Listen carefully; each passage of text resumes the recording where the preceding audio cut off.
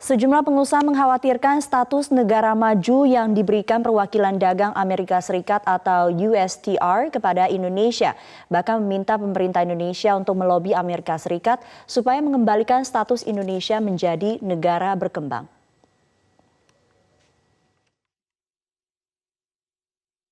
Amerika Serikat mengeluarkan Indonesia dari daftar negara berkembang dan memasukkannya sebagai negara maju sejak 10 Februari 2020.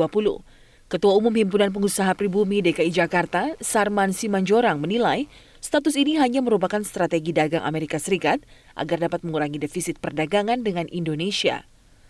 Sarman pun meminta pemerintah melobi Amerika Serikat karena Indonesia masih belum layak disebut sebagai negara maju. Memang pemerintah kita harus melakukan lobi ulang lagi.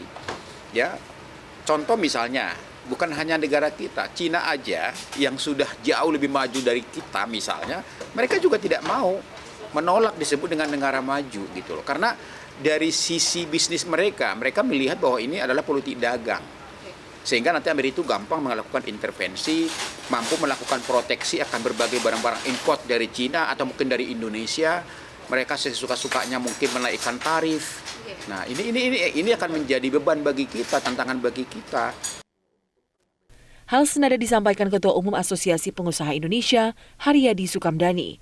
Haryadi menilai status negara maju akan membuat Indonesia berpotensi kehilangan fasilitas Generalized System of Preferences atau GSP, sehingga bisa membuat ekspor Indonesia kalah bersaing dengan Thailand, Vietnam, dan Malaysia. Sementara Menteri Keuangan Sri Mulyani Indrawati menjelaskan penghapusan Indonesia dari daftar negara berkembang tidak berdampak pada GSP, namun lebih pada Countervailing Duty atau CFD. Lebih merepotkan ya, karena dengan dianggap negara maju kan otomatis fasilitas yang selama ini diberikan kepada negara berkembang dicabut.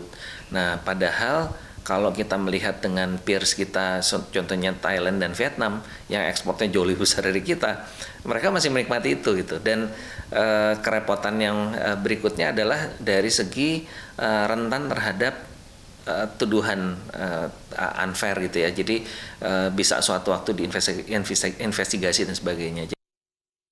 Sementara itu, Menteri Keuangan Sri Mulyani Indrawati menjelaskan penghapusan Indonesia dari daftar negara berkembang tidak berdampak pada GSP, namun lebih kepada Countervailing Duty atau CVD, yang merupakan bea yang dibebankan pemerintah atau negara pengimpor guna menyeimbangkan harga produk yang sama dengan produsen dalam negeri.